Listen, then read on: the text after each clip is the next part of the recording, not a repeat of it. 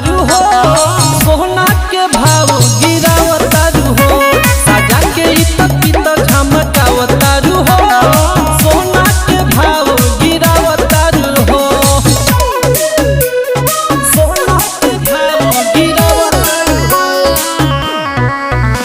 साजा के इतना झमकावतारू हो, झमकावतारू हो। गिलक गिलक पेन्ही के भरेलू मन, सबके बुझाला ढेरे धैले बाधन। एहो गिलक गिलक पेन्ही के भरेलू मन, सबके बुझाता ढेरे धैले बाधन। साचे साचे बतिया छुपावतारू हो, साचे बतिया सबसे छुपावतारू हो, सोना के भाव गिरावतारू हो, साजा के इतना झमकावतारू हो, सोना के भाव गिरावतारू हो, सोना के भाव गिरावतारू हो,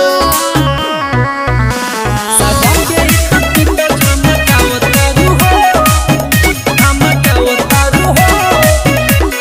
गहुआ के महगी के बारू जरा, मरद में धारू में झगड़ा बढ़ावत। ए भौजी सुना ना, गहुआ के महगी के बारू जरा, मरद में धारू में झगड़ा बढ़ावत।